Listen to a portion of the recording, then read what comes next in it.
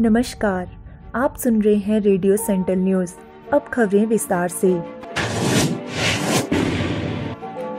देश में corona virus कोविड-19 की महामारी की विकरालता बढ़ती जा रही है और पिछले 24 घंटों में करीब 7,000 नए मामले सामने आए हैं, जो अब तक की प्रतिदिन के मामलों की रिकॉर्ड संख्या है। हालांकि राहत की बात यह भी है कि इस दौरान 3,280 लोग ठीक हुए हैं, जिससे इस बीमारी से निजात पाने वालों की संख्या 57,721 हो गई। इस बीच महाराष्ट्र में कोरोना संक्रमितों की संख्या 50,000 से अधिक हो गई। केंद्रीय स्वास्थ्य एवं परिवार कल्याण मंत्रालय की ओर से जारी आंकड़ों के अनुसार पिछले 24 घंटों में कोरोना संक्रमण के अब तक के सर्वाधिक 6,977 नए मामले सामने आए, जिससे कुल संक्रमितों की संख्या 1,38,845 पर पहुंच गई। देश में कुल सक्रिय मामले 77,103 हैं। देश में कोविड-19 संक्रमण से पिछले 24 घंटों में 154 लोगों की मौत होने से मृतकों की संख्या 4,021 हो गई है।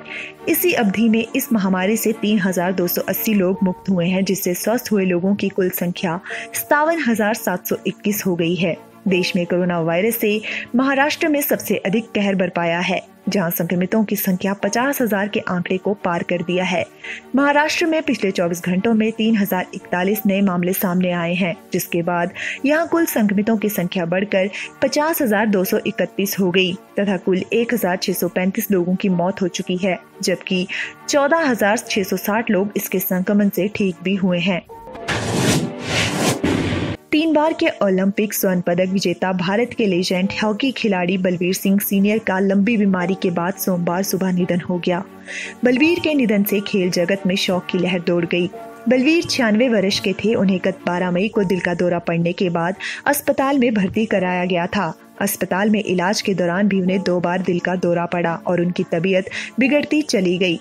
हॉकी लीजेंड बलवीर के पौत्र कबीर ने बयान जारी कर बताया कि उनके दादा बलवीर का आज सुबह लंबी बीमारी के बाद निधन हो गया। बलवीर के परिवार में बेटी सुशवीर और 3 बेटे कंवलवीर, करणवीर और गुरवीर हैं। राष्ट्रपति रामनाथ कोविंद, प्रधानमंत्री नरेंद्र मोदी, केंद्रीय खेल मंत्री किरेन रिजिजू, पंजाब के मुख्यमंत्री कैप्टन अमरिंदर सिंह, पंजाब के खेल मंत्री राणा गुरमीत सिंह सोढी, भारतीय ओलंपिक संघ और अंतर्राष्ट्रीय हॉकी महासंघ के अध्यक्ष डॉक्टर नरेंद्र ध्रुव बत्रा और हॉकी इंडिया के अध्यक्ष मोहम्मद मुश्ताक अहमद ने बलवीर को महान खिलाड़ी बताते हुए उनके निधन पर गहरा शोक व्यक्त किया। पंजाब के खेल मंत्री सोढी ने बलवीर को देश का सर्वोच्च नागरिक सम्मान भारत रत्न दिए जाने की मांग की है।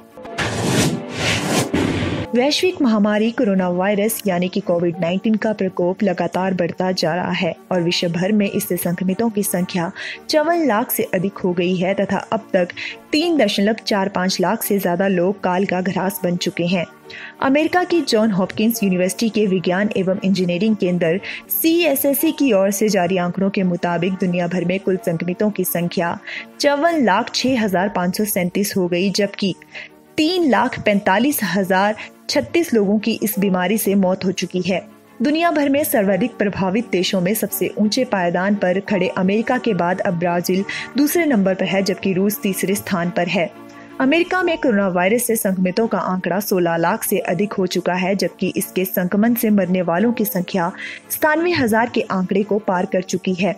विश्व की महाशक्ति माने जाने वाले अमेरिका में कुल संक्रमितों की संख्या लगातार बढ़ते हुए 16,43,098 हो गई, जबकि 97,711 लोगों की मौत हो चुकी है। इस बीच ब्राजील में भी कोरोना ने विकराल रूप धारण किया है और अब यह संक्रमण के सर्वाधिक मामलों में दुनिया का दूसरा देश है। ब्राजील में कोरोना संक्रमितों की संख्या 3,63,211 हो गई है तथा पिछले 24 घंटों के दौरान इस बीमारी से 653 लोगों की मौत के बाद देश में मृतकों की संख्या बढ़कर 22,666 हो गई है। रूस में भी कोविड-19 का प्रकोप जारी है और यह इसके संक्रमण से सबसे अधिक प्रभावित होने वाले देशों की सूची में तीसरे स्थान पर है। यहाँ अब तक 3,40,481 लोग इसकी चपेट में आ चुके हैं और 3,541 लोगों की मृत्यु हो चुकी है।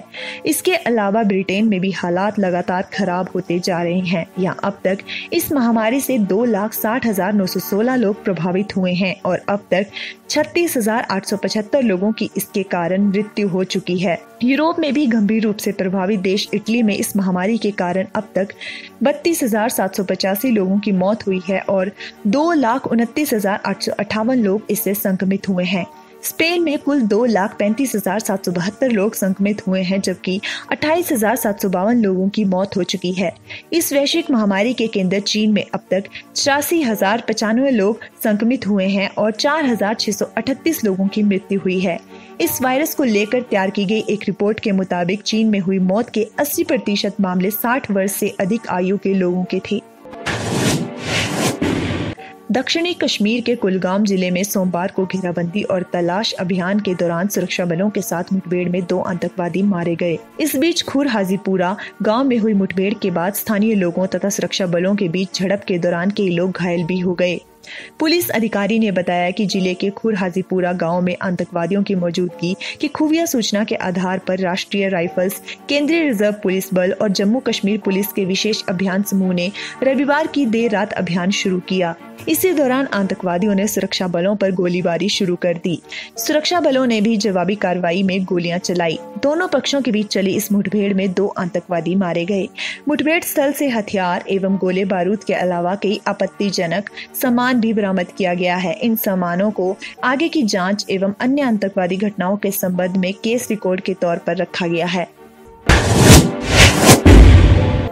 रेडियो सेंट्रल न्यूज की टीम सभी देशवासियों से अपील करती है कि लॉकडाउन से ही कोरोना को रोका जा सकता है। आप घर के अंदर रहकर इस घातक वायरस से बच सकते हैं। जान है तो जहां है। आपका यह कदम आपकी जान के साथ साथ पूरे देश को कोरोना वायरस के तांडव से बचा सकता है। धन्यवाद।